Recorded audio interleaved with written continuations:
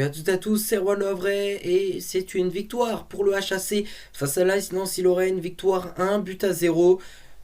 Donc match réussi, alors on débriefe ça ensemble, l'après-match de la 5e journée de Ligue 2 BKT, AS Nancy, Le Havre.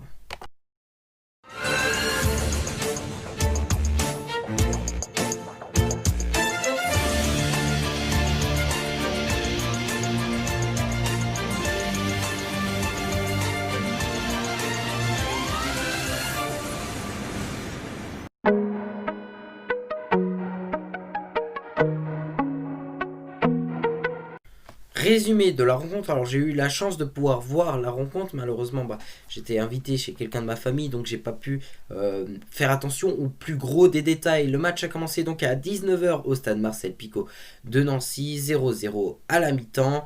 De retour des vestiaires, c'est le HAC qui arrive à ouvrir le score à la 66e minute de jeu grâce à Pierre Gibaud, la recrue havraise qui est venu en provenance de Grenoble. C'était son premier match en tant que titulaire sur la feuille de match. Et donc, je suis content pour lui. Et donc, voilà, victoire 1-0 pour le HAC face à l'AS Nancy-Lorraine. À noter qu'en fin de match, quand même, l'AS Nancy-Lorraine a bien tapé la barre à un moment. Avec une très très belle frappe. Je ne sais plus qui c'était du côté de l'AS Nancy-Lorraine, mais une frappe qui atterrit sur la barre. C'était, j'ai tremblé et j'ai eu peur. Et c'est parti donc pour notre 100% hack. Donc voilà, 100% hack avec une victoire aujourd'hui, une victoire qui fait du bien notamment dans le classement, puisqu'on revient seulement à 2 points de la première place qui appartient pour le moment au Chamois Niortais. Donc on est plutôt bien placé. Alors on est provisoirement 6ème du classement, mais c'est provisoire puisqu'il reste encore 2 matchs qui ne se sont pas joués. Un pour la 5e journée et un autre c'était pour la 3e journée, il me semble, un AC Ajaccio Dunkerque qui manque au compteur de cette Ligue 2 BKT. Donc super, le HAC a fait le job. En plus je trouve que j'ai regardé un petit peu le match et j'ai trouvé que ça jouait plutôt bien en ballon. Attention, des fois on avait un petit peu peur en défense.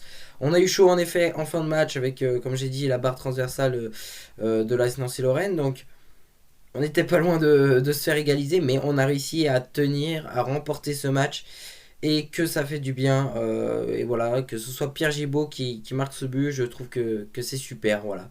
C'est son premier match titulaire. Il avait déjà joué quelques minutes du match, mais en étant remplaçant, il était rentré là.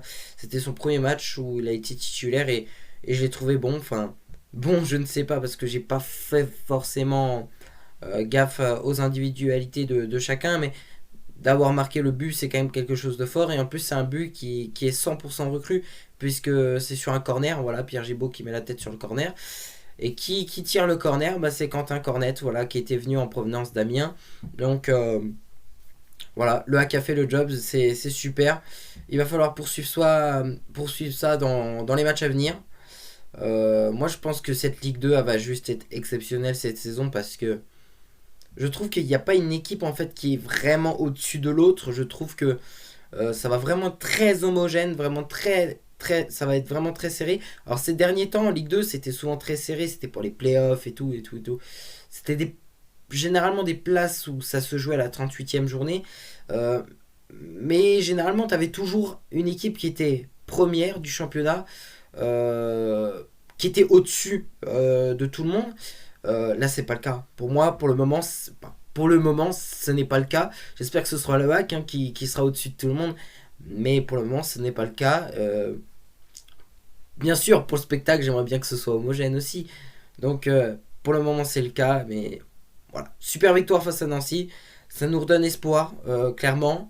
Et ça nous dit surtout qu'on est à 2 points de la première place. Et je rappelle que les objectifs à vrai, c'est de terminer dans les 2 premières places du classement.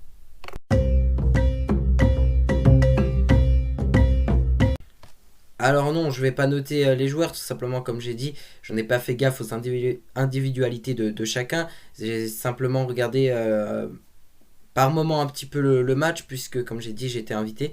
Maintenant, je peux peut-être faire aller une petite moyenne de l'équipe, je dirais un petit 8/10 moyenne de l'équipe.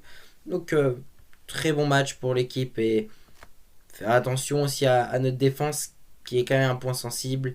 Même si voilà, on sait Ferland Mayembo était absent à cause du coronavirus. Si j'étais Paul Le Guen, alors franchement, j'ai rien à dire. J'ai rien à dire parce que bon, comme j'ai dit, j'ai pas regardé à 100% le match. Mais après, bon, voilà, il a gagné, on a gagné. Maintenant, voilà. Le reproche que je lui fais, que je lui fais toujours, et vous le savez si vous regardez mes vidéos après match, c'est que ces changements interviennent beaucoup trop tard. Il fait rentrer 3 joueurs à la 89e minute de jeu. Je me demande un petit peu à quoi ça sert déjà. Bon, clairement pour les joueurs, ils n'ont pas le temps de s'exprimer. Et de deux, ben, le temps qui rentre, ça fait déjà 1 minute quasiment passée. Et puis l'arbitre, hop, il siffle, c'est la fin du match, il touche peut-être à les 2 ballons, 3, et ils n'ont même pas le temps de courir. Donc voilà, les changements interviennent beaucoup trop tard, je trouve. Les changements, ils pourront en faire, allez, 2 ou 3 déjà à la 65e minute de jeu. Et après, essayer d'en faire rentrer à la 70e, 75e. S'il veut en faire un à la 84e, s'il veut, mais 89e, le joueur, il attend de rien faire du tout.